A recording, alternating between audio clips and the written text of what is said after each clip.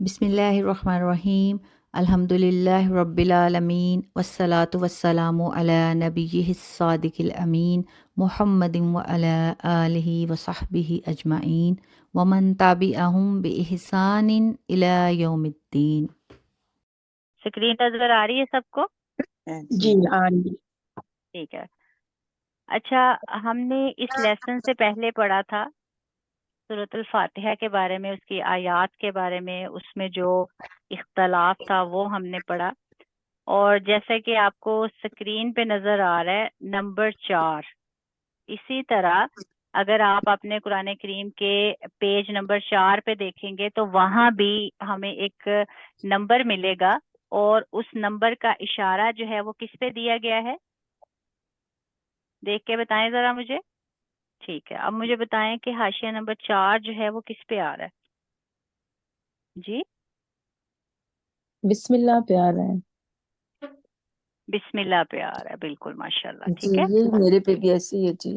جی جی، اچھا، ایسا ہے جیسے کہ آپ کو اسکرین پہ نظر آ رہا ہے کہ پہلے ہم نے تفسیر پڑھی حاشیہ نمبر 1 کی، حاشیہ نمبر 2 کی، اور حاشیہ نمبر 3 کی۔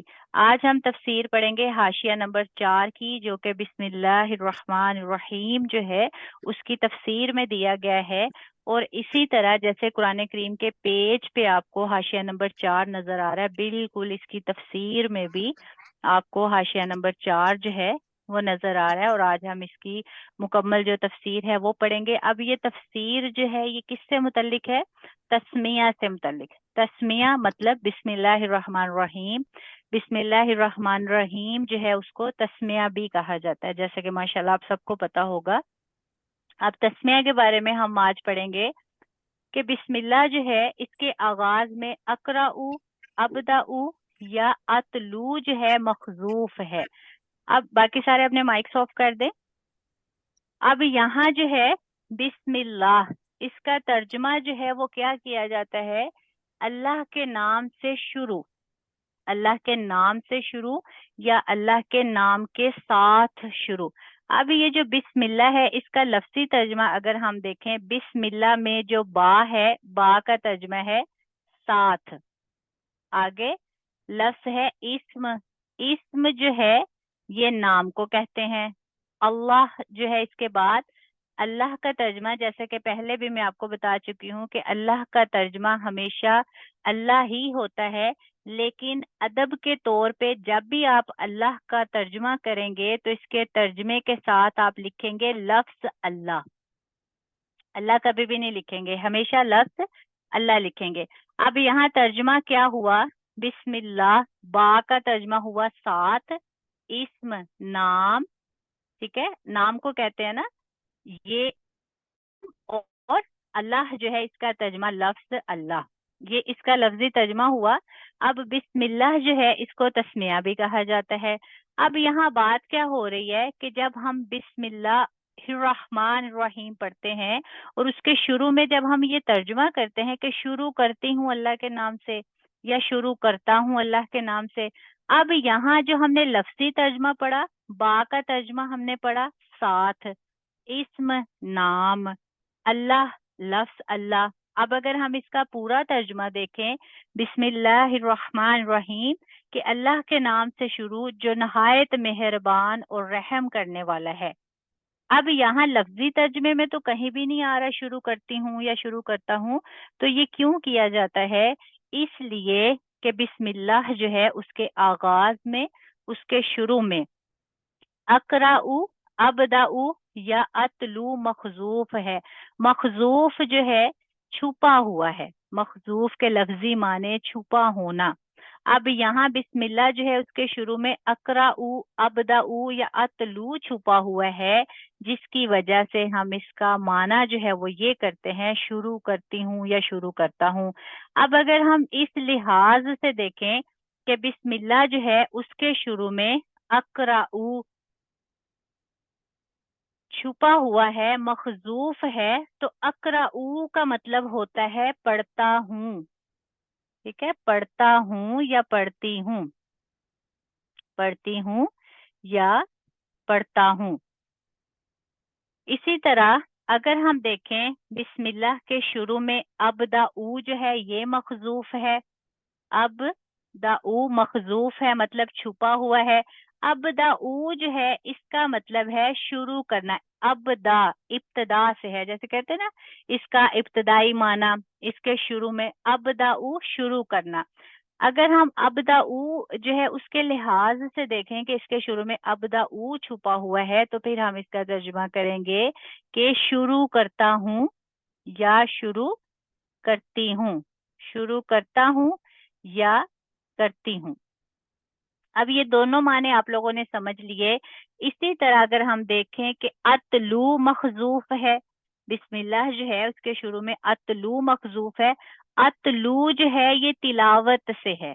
अतलू अगर हम इस लिहाज से इसका माना करेंगे तो तिलावत करता हूँ या करती हूँ, करता हूँ या करती हूँ।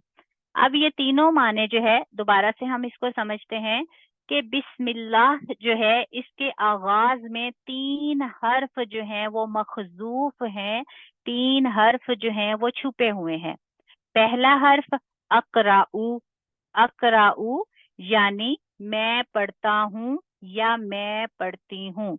दूसरा लफ्ज जो है बिस्मिल्लाह के शुरू में कौन सा मखजूफ है, कौन सा दूसरा हर्फ छुपा हुआ है, अबदाऊ, अबदाऊ इब्तदा से यानी शुरू करता हूँ या शुरू करती हूँ। तीसरा हर्फ जो है बिस्मिल्लाह के आगाज में कौन सा हर्फ मखजूफ है, अतलू, अतलू तिलावत से है, तिलावत करता हूँ या करती हूँ। अब ये तो हमने तीनों माने समझ लिए कि बिस्मिल्लाह जो है इसकी तफसीर में ये बात हमें याद रखनी है कि बिस्मिल्लाह के शुरू में अकराऊ, अबदाऊ या अतलू जो हैं ये छुपे हुए हैं, यानी हम ये माने कर सकते हैं बिस्मिल्लाह मैं शुरू करती हूँ या शुरू करता हूँ, या इसका तर्जमा ये भी हम कर सकते हैं तिलावत करती हूँ या तिलावत करता हूँ, या अकराऊ के लिहाज से करें तो पढ़ती हूँ या पढ़ता हूँ। अब ये तो हमने बात समझ ली। अब दूसरी समझने वाली बात ये है कि हर्फ एक है बिस्मिल्लाह और उसमें मखजूफ क्या है, अकराऊ, अबदाऊ या अतलू। अब अकराऊ, अबदाऊ, अतलू इसका माना किया जा रहा है करता हूँ या करती हूँ, मतलब मुजक्कर को भी हम शामिल कर रहे हैं और मुन्नस को भी शामिल कर रहे हैं। अब इसकी वजह क्या है, मतलब अगर हम अकराऊ तर्जुमा करते हैं, पढ़ते हैं, तो इसका तर्जुमा मैं पढ़ती हूँ या मैं पढ़ता हूँ। अब इसमें पढ़ती जो है मुन्नस आ रहा है, पढ़ता मुजक्कर आ रहा है। इसी तरह अबदाऊ मैं शुरू करता हूँ, मुजक्कर आ रहा है, शुरू करती हूँ मुन्नस आ रहा है। इसी तरह जो है अतलू जो है अगर हम करते हैं तिलावत करता हूँ, मुजक्कर आ रहा है, तिलावत करती हूँ मुन्नस आ रहा है। तो इसकी वजह ये है कि यहाँ ये जो 3 सीगे इस्तेमाल किए गए हैं अकराऊ, अबदाऊ, अतलू, ये सीगे वाहिद मुजक्कर और मुन्नस मुतकल्लिम है। इसका क्या मतलब, वाहिद मुजक्कर और मुन्नस मुतकल्लिम। अब मुतकल्लिम जो है ये कहते हैं बात करने वाले को। अब जैसे कि मैं बात कर रही हूँ तो मैं मुतकल्लिम हूँ, ठीक है, और मैं सिर्फ एक हूँ तो मुझे वाहिद मुतकल्लिम कहा जाएगा। अगर मैं मुन्नस हूँ तो मुझे वाहिद मुन्नस मुतकल्लिम कहा जाएगा। अगर मेरी जगह कोई मर्द बात कर रहा हो और वो एक हो तो उसको वाहिद मुजक्कर मुतकल्लिम कहा जाएगा, ठीक है। इसी तरह ये जो 3 सीगे हैं अकराऊ, अबदाऊ और अतलू जो हैं ये वाहिद मुजक्कर मुन्नस मुतकल्लिम है, यानी जब एक मर्द या एक औरत जो है बात करेगी तो वो यही सीगा इस्तेमाल करेगी, इसीलिए इसे वाहिद मुजक्कर और मुन्नस मुतकल्लिम का सीगा कहा जाता है।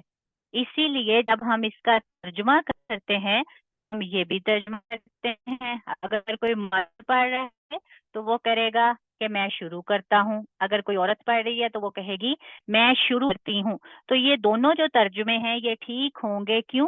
کیونکہ یہاں جو 3 صیغے مخذوف ہیں، 3 صیغے چھپے ہوئے ہیں، وہ 3 صیغے واحد مذکر و مؤنث متکلم کے ہیں. یعنی ایک شخص جب یہ پڑھے گا اگر تو وہ مرد ہے تو وہ یہ ترجمہ بھی کر سکتا ہے میں کرتا ہوں. اگر ایک عورت ہے تو میں کرتی ہوں.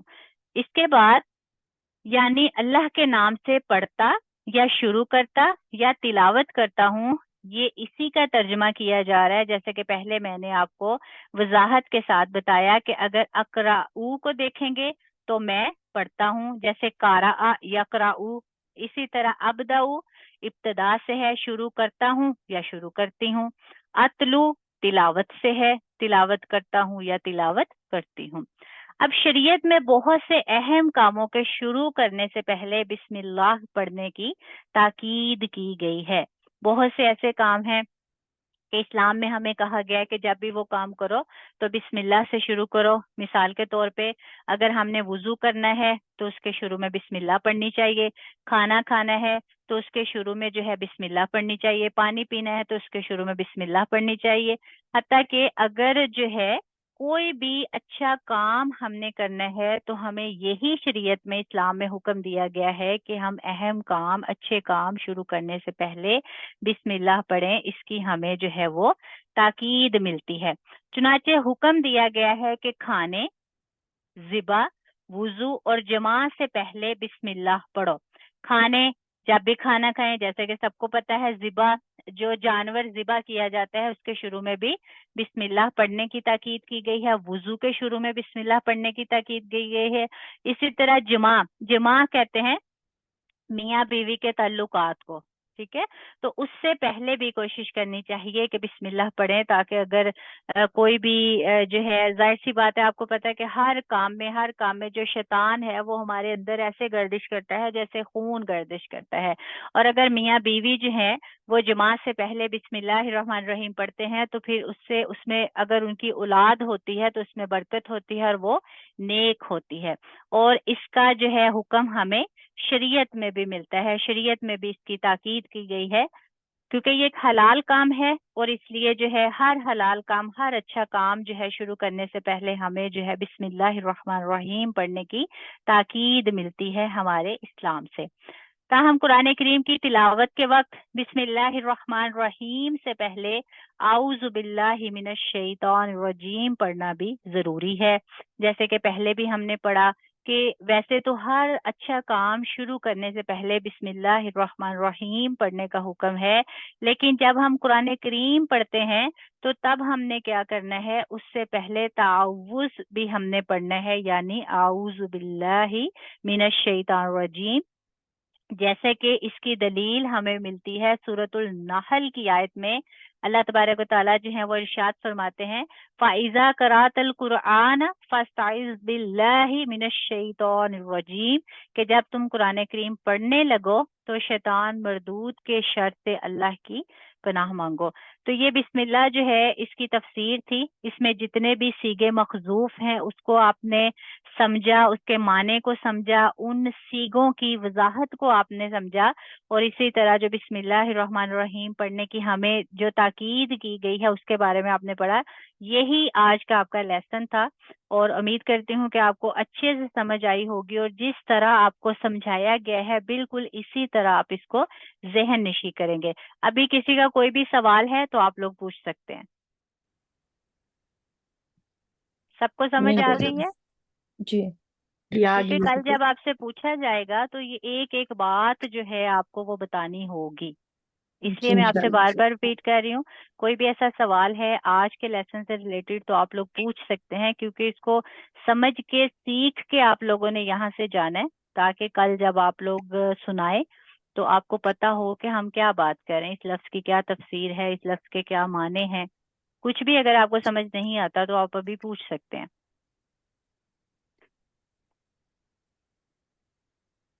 میرے خیال سے بہت آسان الفاظ کے ساتھ بس آپ کو سمجھایا گیا، اور امید کرتی ہوں کہ کوئی ایسا لفظ نہیں ہوگا جس کی آپ کو سمجھ نہ آئی ہو، لیکن پھر بھی اگر آپ کو سمجھ نہیں آتی آپ گروپ میں بھی میسج کر سکتے ہیں، ویڈیو کے نیچے بھی کمنٹ کر سکتے ہیں۔ جو ہمارے ریگولر اسٹوڈینٹس ہیں جو آن لائن کلاسز لیتے ہیں وہ تو چلے ان کو گروپ کا ایکسس دیا گیا ہے، اور وہ لوگ جن کو جو آن لائن قرآن تفسیر جو ہے اس کو سیکھ رہے ہیں، کوشش کریں اگر ان کا بھی کوئی سوال ہے تو وہ پوچھ سکتے ہیں تاکہ انہیں اچھے سے جو ہے اس کو سمجھنے میں سیکھنے میں جو ہے آسانی حاصل ہو۔ نہیں نہیں آ گئی سمجھ۔ ٹھیک ہے، چلیں ٹھیک ہے، اگر سب کو سمجھ آ گئی ہے تو کوشش کیجیے گا جیسے آپ کو سمجھایا گیا سکھایا گیا بالکل اسی طرح ذہن نشیں کریں، اور ابھی کے لیے مجھے اجازت دیں، دعاؤں میں یاد رکھیے گا۔ جزاکم اللہ خیر، السلام علیکم ورحمۃ اللہ وبرکاتہ۔ وعلیکم السلام ورحمۃ اللہ وبرکاتہ۔